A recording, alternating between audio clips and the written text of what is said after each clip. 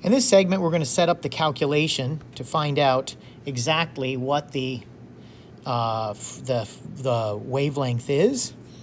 Now, we have this formula, the speed of light equals the frequency times the wavelength, and we want an expression that says wavelength equals.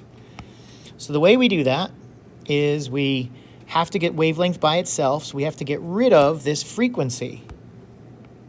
So the way we do that is we divide both sides by f. And when we do that, the f's cancel because they're equal to 1, and that means then that we have an equation that's lambda equals speed of light divided by the frequency. Now the speed of light, c, is stored in our calculator, and that's about 2.99 times 10 to the 8th. And the frequency is 5.75 times 10 to the 14th. To know whether we have this correct in our calculators or not, we are going to do a power of 10 estimate.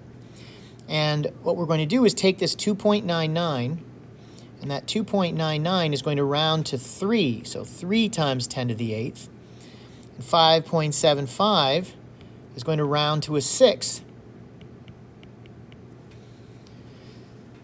And remember, a power of 10 estimate means the math is something we can do in our heads. So 3 divided by 6, which is about 1/2, and 10 to the 8th divided by 10 to the 14th. If you remember, we subtract the exponents, or the power of 10.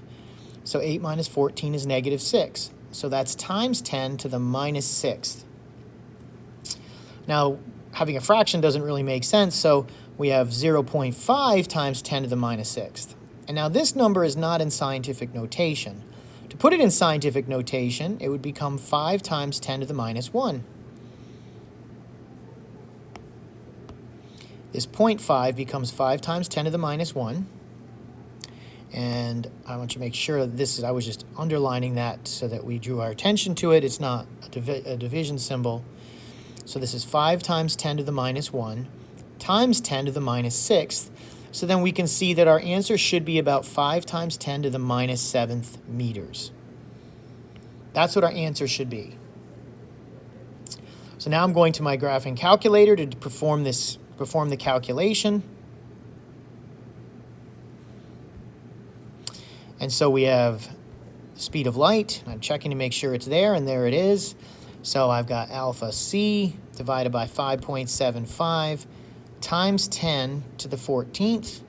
Remember, we always use second comma, and that gives us 5.21378 equals 5.21378 times 10 to the minus 7th meters is what it said. That's the wavelength. So we've now calculated our precise answer.